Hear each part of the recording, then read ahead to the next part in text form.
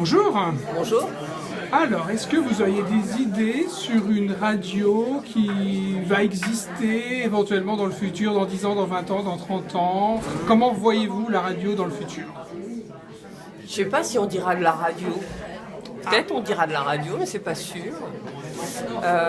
Mais peut-être. À quoi ça ressemblerait? Alors, si on parlait par exemple d'une radio comme celle que je fais, il est probable que alors elle ressemblera pas du tout à celle d'aujourd'hui. Je pense qu'elle ressemblera à des contenus qui passeront par toutes sortes de tuyaux, probablement plus tellement par les tuyaux d'aujourd'hui et probablement même pas par quelque chose qui est violet et qui s'appelle France Culture. Peut-être on ne saura même plus exactement si c'est violet et si c'est France Culture. En tout cas, je pense que la radio de demain, ce sera une radio qui mettra vraiment le contenu au centre. Probablement ce contenu, il aura changé. Alors est-ce qu'il sera séquencé différemment? Comment il sera illustré? Il y aura de l'image quelque part, probablement.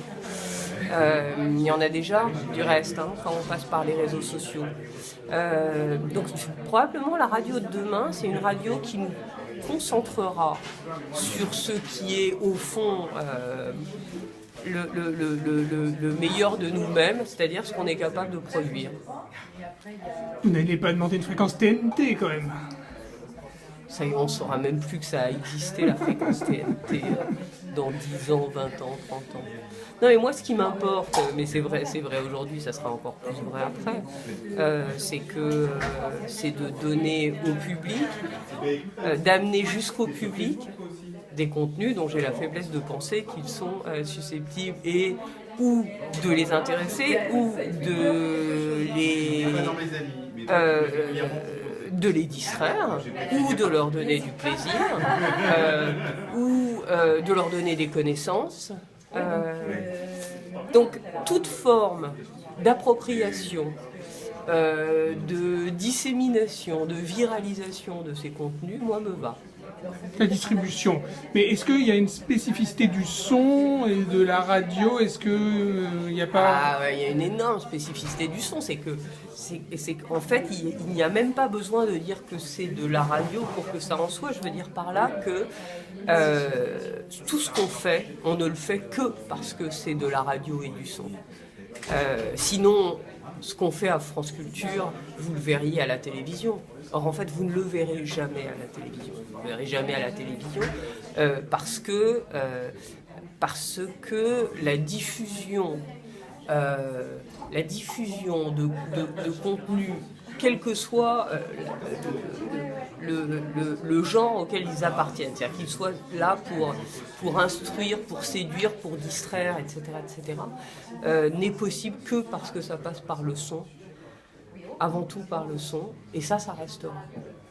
Donc si la radio c'est ça, c'est-à-dire si la radio ce sont des mots, des silences, des musiques, un agglomérat de tout ça, ça changera pas. Ça changera pas ou ça aura disparu. Est-ce que vous pensez que la radio est un peu plus intellectuelle que la télévision, par exemple? Est-ce qu'il y a une spécificité à ce niveau-là? Parce que France Culture, par exemple, c'est quand même une radio assez élevée au niveau culturel, évidemment. Oui, mais Arte aussi, et d'autres, il y a des...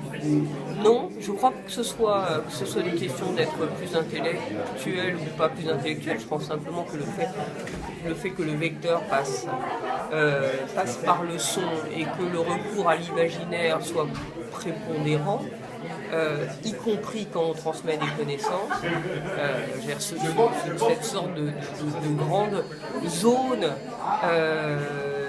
qui existe entre l'émetteur et l'auditeur, et tout ce qu'elle suppose et tout ce que se représente l'émetteur comme ce que se représente l'auditeur, fait que ce qui se passe entre nous et eux, ou entre eux et nous, est très particulier, très spécifique. C'est pas plus intellectuel. Non, c'est plus... c'est pas plus d'ailleurs, c'est pas plus. Moi je n'ai rien contre l'image, j'aime l'image, j'ai passé une dizaine d'années à m'occuper d'images, j'ai une passion pour le cinéma, j'adore la photographie, je ne crois pas du tout que le son soit supérieur, je pense simplement que le son a ses spécificités, que j'aime travailler, mais l'image peut faire des choses merveilleuses, il y a des silences de l'image comme il y a des silences du son. Il y a des sons qui sont trop bavards, il y a des images qui sont trop bavardes. C'est pas la même chose, mais c'est ni plus ni moins. Et vous parlez des représentations. Par exemple, on voit souvent dans le sondage La Croix que l'information de la radio est plus légitime, ou on a plus confiance dans l'information diffusée par rapport à tous les autres médias. Est-ce qu'il y a quelque chose là qu'on peut expliquer ? Oui, il y a probablement quelque chose qu'on peut expliquer, qui est que le rapport de la radio, en tout cas d'un certain nombre de radios à l'audience, n'est pas le même rapport que celui de la télévision à l'audience, que du coup le temps donné au dépliement de la parole, de l'explication, n'est pas le même que celui de la télévision, ça c'est autre chose. C'est-à-dire que le fait que un certain nombre de chaînes de télévision fonctionnent comme elles fonctionnent, fait que la radio, je pense, fait mieux son travail d'information que certaines chaînes de télévision. Mais simplement, c'est pas un en soi de la radio ou de la télévision, c'est un état de la radio et de la télévision, ce qui est un peu différent. Alors effectivement, les gens ont le sentiment que, en gros, quand il n'y a pas d'image, on est... et ils ont raison d'ailleurs, qu'il y a une telle supériorité de l'image, la mise en scène, que du coup, il y a, à contrario, il y a une modestie apparente en tout cas, voire réelle, du son, qui fait que les gens ont le sentiment que, oui, la radio est à la fois plus proche d'eux et plus crédible. Mais elle l'est peut-être.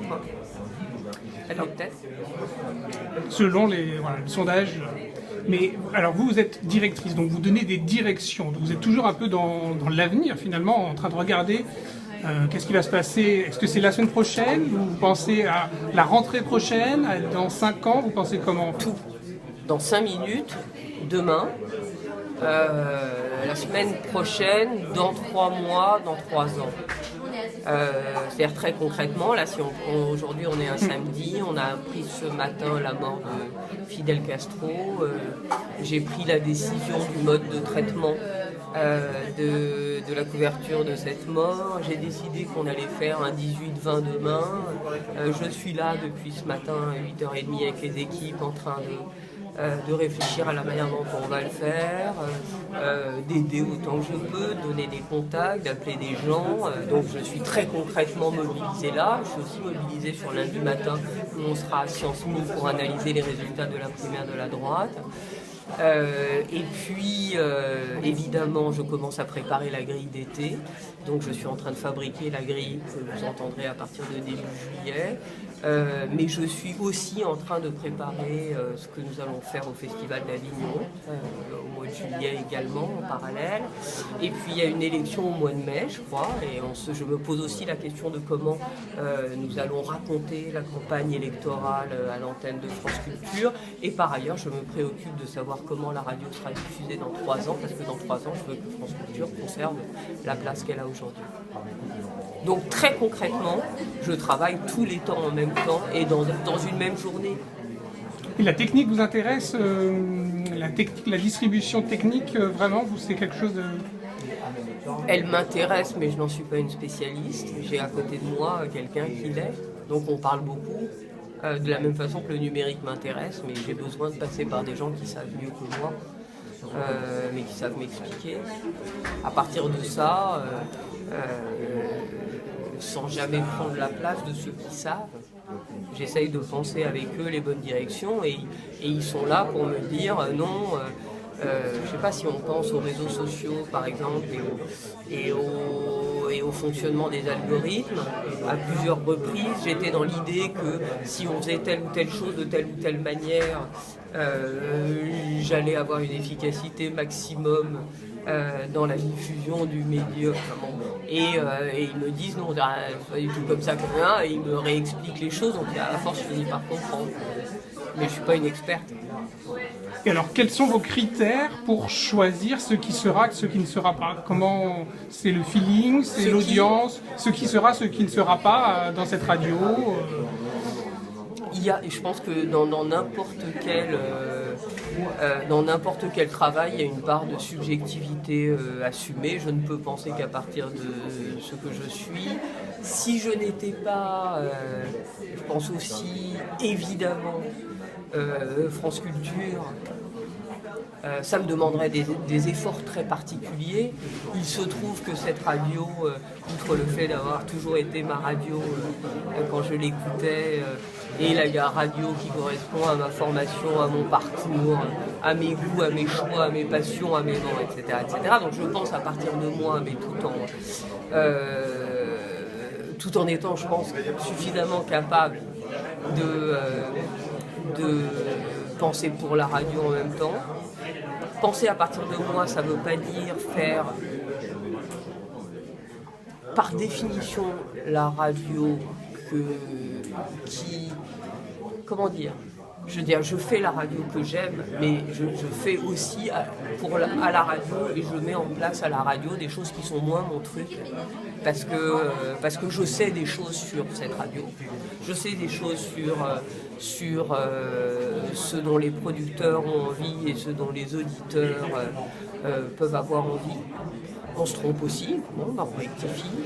Les audiences sont globalement trop impressionnistes pour donner la direction. Mais elles valident et parfois elles invalident et on s'en fout. C'est-à-dire qu'il y a plein de choses qu'on ne fait pas pour l'audience, dès lors qu'on reste dans une moyenne qui fait qu'une radio de service public remplit un service pour le public. Donc les audiences, non, mais par exemple... non, c'est-à-dire les audiences... Si on prend l'exemple du podcast, si j'avais pas eu des audiences me permettant de savoir que France Culture allait devenir...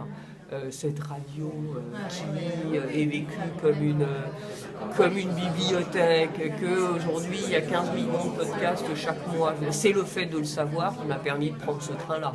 Et j'ai eu raison de le prendre. Voilà, directement, un cas de figure où le chiffre vous alerte sur l'évolution d'un usage et vous évite de rater vous évite de vous tromper d'autoroute, quoi, par exemple.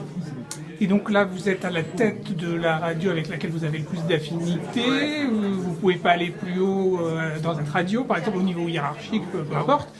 Et est-ce que vous pouvez vous projeter ailleurs dans la radio après votre objectif, c'est de rester dans cette radio, tout simplement. Peu importe le poste, faire des émissions. Pardon. À bientôt. Pardon.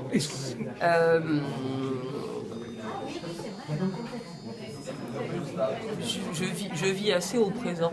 Ça ne m'empêche pas de penser à l'avenir, mais je vis assez au présent. J'aime la radio de manière...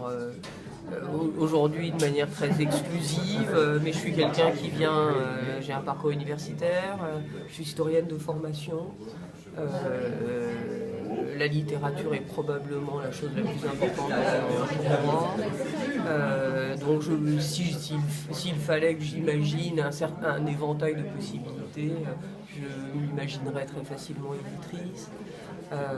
Mais j'ai travaillé dans la presse écrite quotidienne, j'ai travaillé à la télévision culturelle, je travaille aujourd'hui à France Culture. Je sais qu'il y aura une suite. Je préfère garder la surprise. Merci.